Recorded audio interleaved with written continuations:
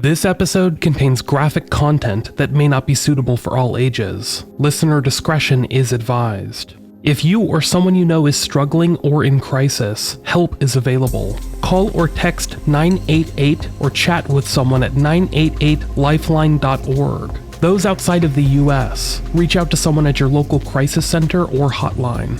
Please do not suffer in silence.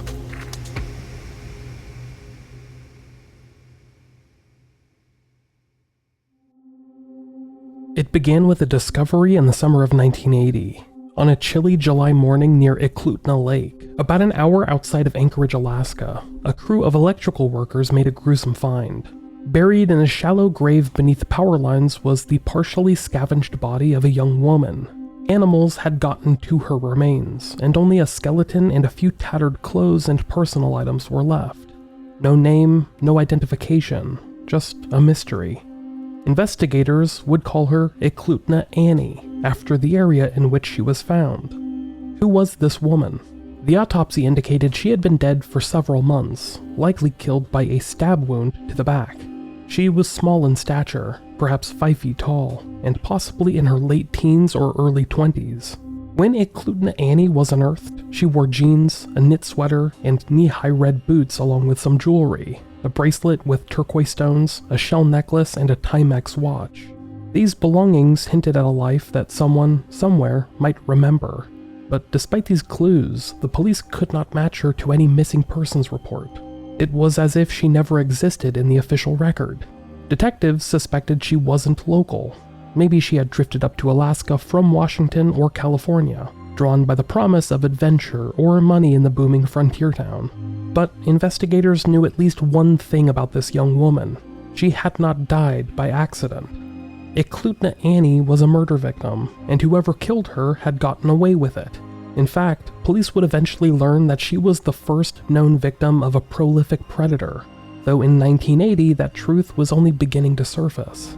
At the time, all investigators had was a cold trail and a nameless girl in an unmarked grave. Authorities in Anchorage had little to go on, and perhaps in another place the mystery might have ended there.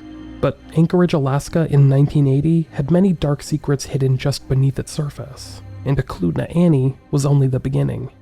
This is the story of the Butcher Baker. Part 1. The Less Dead. To understand what was happening, one has to picture Anchorage at the dawn of the 1980s. Just a few years earlier, the construction of the 800-mile Trans-Alaska oil pipeline had transformed this once sleepy city almost overnight. Oil money flooded in, jobs were plentiful, and with them came a flood of people chasing fortune. Roughnecks, drifters, adventurers, and opportunists of all kinds. As one report later described, Anchorage became a boomtown of oilmen, construction workers, and a vice economy of illegal drugs and sex. People poured in from the lower 48, many leaving behind their past. It was a burgeoning town in the last frontier, settled by people without roots or community ties. People who, if they disappeared, would hardly be missed. During the pipeline boom, the city's nightlife exploded. Downtown Anchorage in the late 1970s and early 1980s was awash with neon-lit bars, strip clubs like the Wild Cherry and the Good Times, and a steady supply of sex workers who catered to the workers flush with cash. The influx also brought out pimps, drug dealers, and con artists, all looking to separate those well-paid laborers from their money. It was a bit of a heady, anything-goes atmosphere, but also a dangerous one. One article noted years later, workers and drug dealers and dancers came and went, many with few ties to the state, and no one to notice if they went missing. Disappearances became commonplace, easily written off as someone moving on to the next boomtown, or returning home. For the police in Anchorage, this transient population posed a bit of a nightmare. People arrived and left without a trace. Friends and acquaintances might not even know someone's real name, let alone notice if they vanished. And there was a pervasive misogyny and indifference toward the women working the streets and the clubs. Many in law enforcement did not hide their bias that these street girls were troublemakers or unreliable. In this mix, a sinister pattern could hide in plain sight.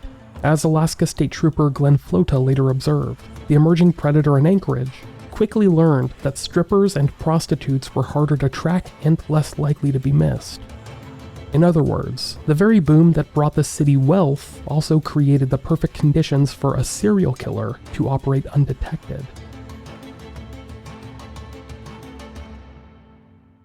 In the months around the discovery of Eklutna Annie in mid-1980, a quiet pattern had already begun forming. Women, mostly dancers, some sex workers, were vanishing from Anchorage at an alarming rate. One officer with the APD, Detective Maxine Farrell, began keeping an informal list of these missing women. She sensed something was wrong. She later recalled, dancers were going missing, and they weren't coming back. By late 1981, Detective Farrell had noted at least half a dozen disappearances that looked eerily similar. These were young women that worked in the clubs along Anchorage's Tenderloin district. Women like Roxanne Eastland, 24 years old, who vanished after leaving the Budget Motel on June 28, 1980. Or Lisa Futrell, 41 years old, who never returned home after her shift at a nightclub on September 7th. Or Susie Luna, 23, last seen at a diner parking lot in May 1982, lured by a man offering $300 for an hour of company. One after another, these women simply disappeared without a trace. There were no bodies found, at least not at first. Anchorage police weren't quick to sound any alarm. Given the transient nature of the victims, officers often assumed that the missing women had left town voluntarily, or simply got lost in the churn of the oil boom. There was also a distinct lack of urgency due to who these victims were. They were young, often marginalized women, dancers, runaways, sex workers. And the hard truth is that their absence did not ring the same alarm bells within the department as a missing housewife or a tourist might have. As one journalist later put it, when Anchorage's sex workers began disappearing in the late 1970s, it went unnoticed. This indifference was exactly what the killer counted on. He targeted those he thought nobody would chase. And for a while, he was absolutely right. Nobody in authority connected the dots. Not yet. But the disappearances did begin to worry a few on the inside. Along with Detective Maxine Farrell at Anchorage PD, the Alaska State Troopers were also paying attention, especially once bodies, not just missing persons reports, started to turn up. Eklutna Annie was the first to be found in July 1980, but just a few weeks after that, there was another. The second body belonged to Joanna Messina, a 24-year-old who had come north chasing her own Alaskan dream. Joanna's story was in many ways typical of those drawn to the last frontier. She had grown up far away, trained as a nurse, married young, but by 1980 she was restless and yearning for something more. According to Alaska State Trooper Walter Gilmore, who later pieced together her background, Messina had left her husband in New York and wandered west, leaving her family behind without much of a goodbye. With her trusty German Shepherd, she had hitched her way to Alaska, ostensibly to find a job in a cannery. Joanna arrived in the port town of Seward with little money and big hopes. Broke and hungry, she found lodging in a run-down rooming house and kept to herself, reading books to pass the time. She was proud and independent, perhaps stubbornly so. To acquaintances, Joanna acted as if the world owed her something after the hard turns her life had taken. Her only constant companion was her German Shepherd, who rarely left her side and fiercely protected her. But in the early summer months of 1980, Joanna Messina vanished. She was last seen around May 19th, reportedly going out to dinner with a man in Seward. When she never returned, a friend reported her missing. Given Joanna's somewhat nomadic lifestyle, authorities did not immediately treat her case as foul play. But on July 8th, just a couple of months later, the grim truth surfaced. Joanna's badly decomposed body was found in a gravel pit near the Snow River, just outside of Seward. Wildlife had scavenged her remains, making the cause of death difficult to determine at the scene. Investigators did note an odd detail though. There was no sign of Joanna's missing dog. Locals who knew her remarked with surprise that no one could imagine her going anywhere without her beloved German Shepherd. Walter Gilmore later wrote, "Most of the people who had known her dog wondered how anyone would be able to kill her while the dog was in the vicinity. No dog was ever found near her body, however." That chilling detail suggested that whoever had killed Joanna likely disposed of her dog as well, perhaps to eliminate the only witness or protector that she had. It would be years before the full story of Joanna Messina's death came to light. Later on, her killer admitted what had happened. He had taken Joanna and her dog to a remote spot by the river under the pretense of a casual encounter. When he tried to force herself on her, Joanna fought back, and he bludgeoned her and then shot her twice, shooting her dog once with a .22 caliber handgun. He dumped Joanna's body in the gravel pit, tossed her belongings into the woods, and sank the gun into the river. In one cruel stroke, Joanna's quest for a new life in Alaska ended, her body left for the bears and her loyal dog gone without a trace. At the time of Joanna's murder in 1980, police did not immediately connect it with Eklutna Annie's case. The two crime scenes were over 120 miles apart, one near Anchorage, the other near Seward, and different police agencies were involved. APD handled Eklutna Annie. Alaska State Troopers on the Kenai Peninsula dealt with Joanna's death. But one person had taken note of the similarities. Glenn Flota, a young investigator with the Alaska State Troopers who had a keen eye for patterns. By 1982, Flota had become part of a team quietly investigating what they now suspected were serial killings. The first was Eklutna Annie. The second was Joanna Messina, and soon there would be a third.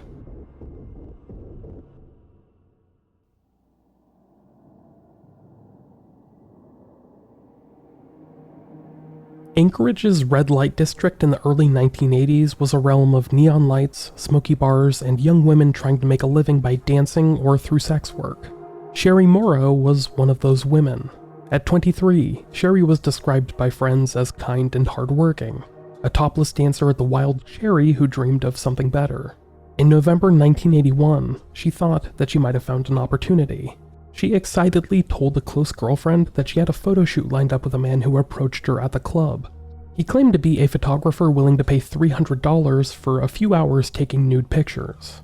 The plan was to meet him the next day, November 17th, at noon, at a diner called Alice's 210 Cafe in downtown Anchorage. It sounded a little odd, but $300, especially in 1981, was hard to pass up. Sherry's boyfriend certainly did not object. He was used to her dancing gigs and the unusual offers that sometimes came her way. So on the night of November 16th, Sherry stayed over at her girlfriend's house, preparing for the meeting the next day. She left for the meeting on the 17th, hopeful and perhaps a bit nervous. That was sadly the last time any of Sherry's friends saw her alive. When she did not return or contact anyone, her boyfriend reported her missing on November 23rd, nearly a week later.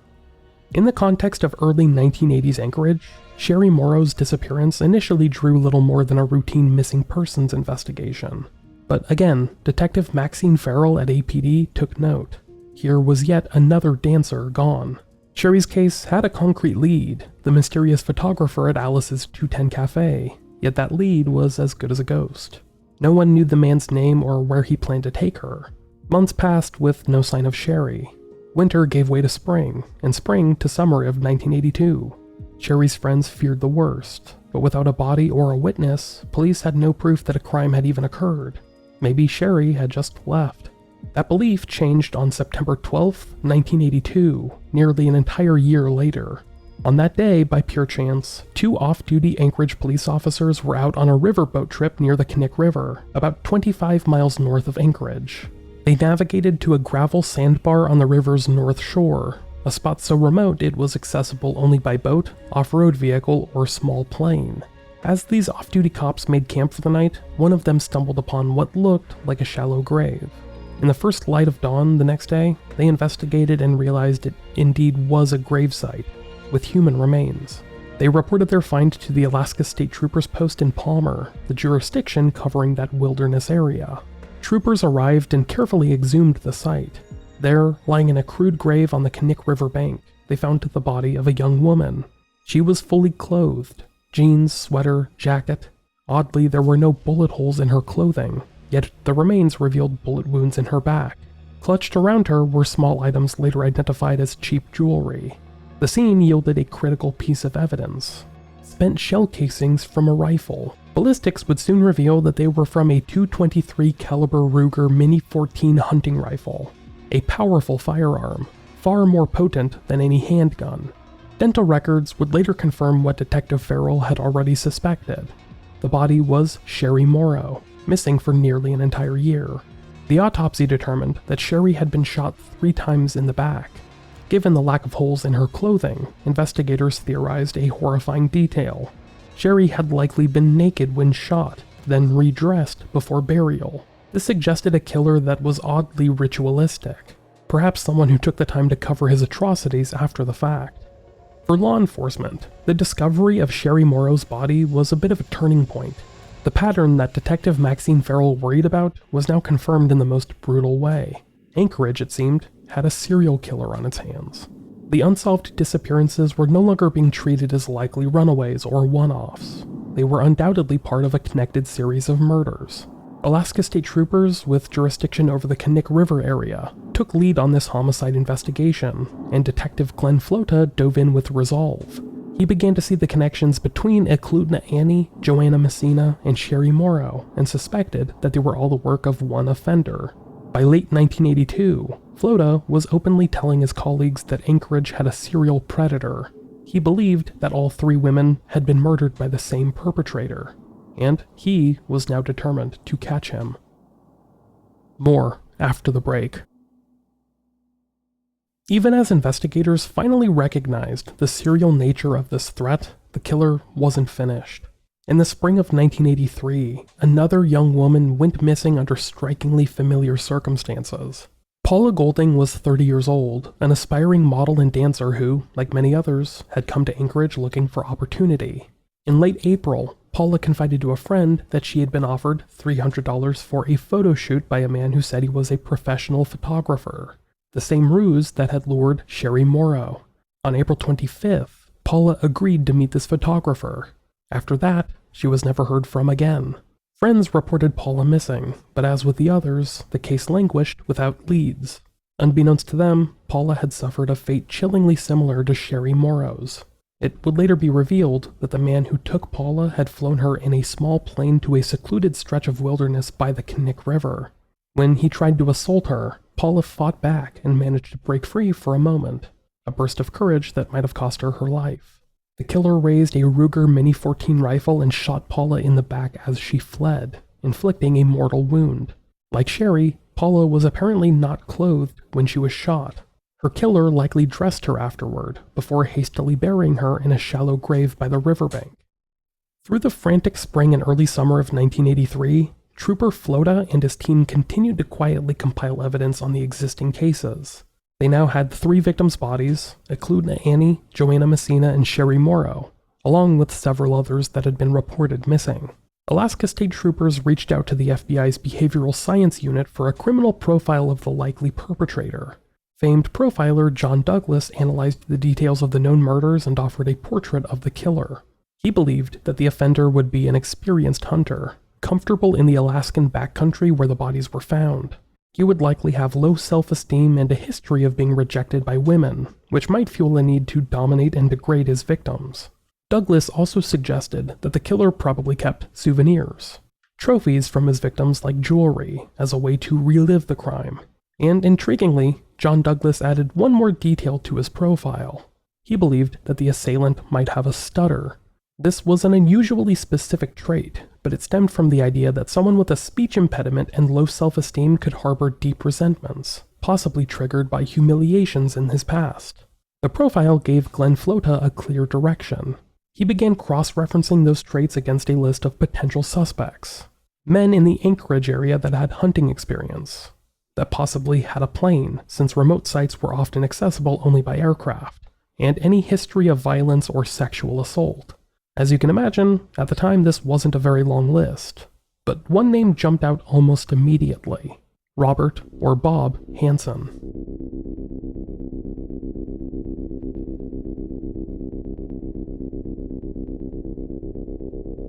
Robert Hansen was, on the surface, the kind of ordinary citizen that drew little suspicion. He was 44 years old in 1983, a self-employed baker who owned a little bakery shop in downtown Anchorage. Hansen was a wiry, unassuming man who wore thick glasses and spoke in a quiet voice. In fact, he had a lifelong stutter and acne-scarred skin that had made him painfully shy since boyhood. To those that knew him casually, Bob Hansen was a mild-mannered family man, married with 2 children, and a respected small business owner. Cops from the neighborhood would often stop into Hansen's bakery for coffee and donuts, exchanging pleasantries with the friendly owner behind the counter. As prosecutor Frank Rothschild later noted, the cops went there for coffee and donuts all the time. No one imagined that this meek baker could be the monster stalking Anchorage. But Glenn Flota knew that Hansen ticked many of the profiler's boxes. Hansen was an avid hunter, known for stalking sheep and bear in the Alaskan wilderness and boasting of trophy kills.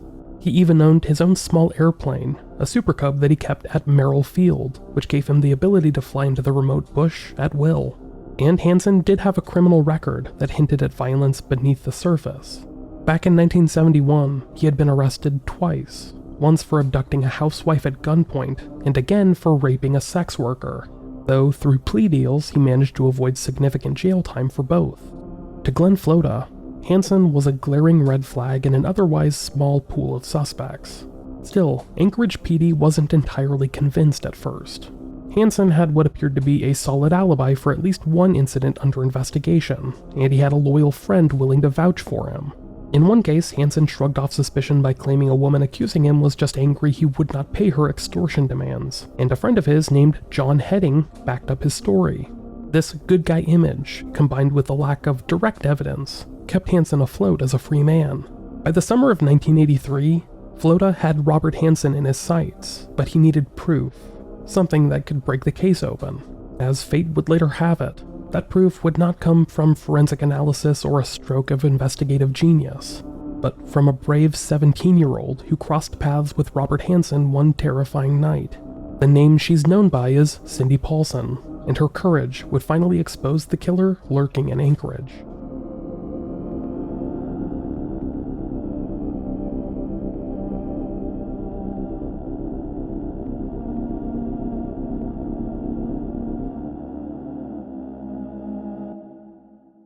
Cindy Paulson was just 17 years old, but she had already lived a very hard life. She was working the streets of Anchorage in June 1983, a tall, blue-eyed teenager who danced in clubs and sometimes turned tricks to get by. In the early pre-dawn hours of June 13, 1983, Cindy stood under the orange glow of a streetlight on 4th Avenue, looking for a client. That's when a balding, bespectacled man in a car pulled up to her. He seemed a bit awkward, but harmless enough. He offered Cindy $200 for oral sex, a generous sum for what would probably be a quick encounter. Needing the money, Cindy agreed and got into the passenger seat of the car. From the moment she shut the car door behind her, Cindy sensed something was off. The man's demeanor shifted. The friendly veneer dropped. He did not drive toward the typical spots in downtown where such transactions might occur. Instead, he headed toward a more isolated part of town. Before Cindy could protest, the stranger reached under a seat and produced a handgun, swiftly gripping her by the wrist. She later recalled, "And he had cuffed one of my hands and I was trying to get loose and he pulled out a gun." In a snap, a steel handcuff locked around her wrist. She thrashed and struggled, heart pounding, but within seconds her other wrist was manacled too.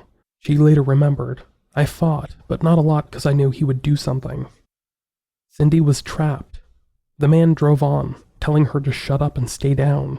With one hand on the wheel and the other holding his gun to her side, he made it clear that any attempt to escape would be met with violence. Through the haze of panic, Cindy caught a few details of the car. It was a tan sedan. It was messy inside. She noticed maps and aviation manuals strewn about on the back seat, and an odd sweet smell, perhaps remnants of baked goods. The realization was dawning on her that she might have heard of this man or others like him. Anchorage's underground had whispered rumors for months now about a guy who preyed on dancers. Now here she was, living the nightmare firsthand. In the darkness, the abductor drove Cindy to a modest home on Muldoon, an East Anchorage neighborhood. Inside, the nightmare escalated. Cindy was chained by the neck in a basement den, tortured and sexually assaulted for hours. The man treated her like property. At one point, he tied a rope around her neck and secured it to a post next to a grimy old sofa. Exhausted and terrified, Cindy tried to humanize herself to him.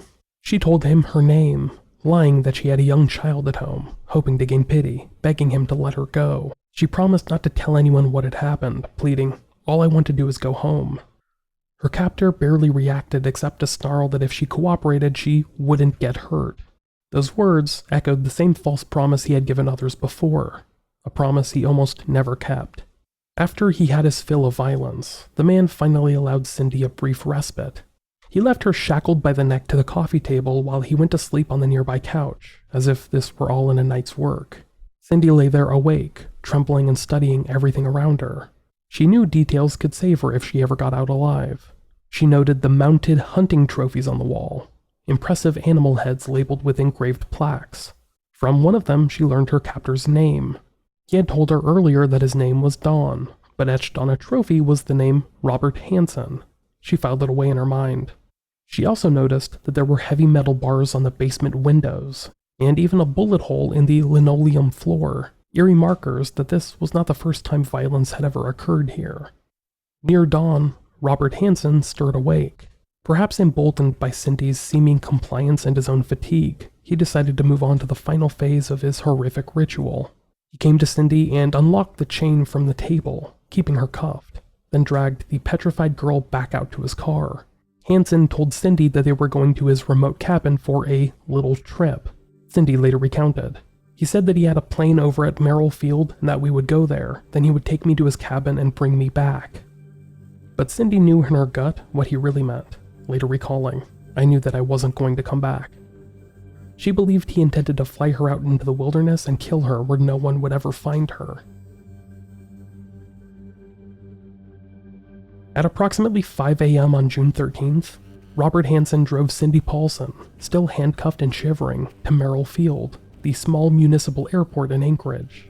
The sky was early morning gray as they arrived at the quiet airfield. Hansen's private plane, a blue and white Piper Super Cub, sat waiting on the tarmac. He parked his car near his hangar and turned to his captive. With a low, dangerous tone, Hansen told Cindy to stay put in the car while he prepped the plane, or else he would not hesitate to shoot her. Then he stepped out and walked a short distance away, busying himself with fueling and loading the aircraft for takeoff. Cindy Paulson sat in the back seat, her heart hammering against her chest. Her hands were cuffed in front of her, but she was amazingly, miraculously alone for the first time since this entire ordeal began. Adrenaline surged as she realized this might be her only chance. Through the windshield, she could see Hansen's back turned as he tended to his plane. Summoning every ounce of courage, Cindy decided to run.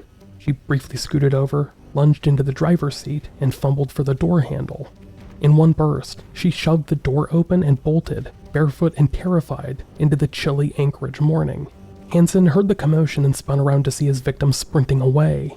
He shouted in rage and started to give chase, but Cindy, driven by pure terror, had a head start. She raced toward the lights of 6th Avenue, chains jangling from her wrist. Hansen halted, calculating that an out-and-out pursuit might draw unwanted attention. He watched in fury as Cindy flagged down a passing pickup truck and clambered into the arms of a stunned Good Samaritan. In that moment, the predator lost control of his prey, and a 17-year-old girl achieved what no one else had. She escaped the butcher baker.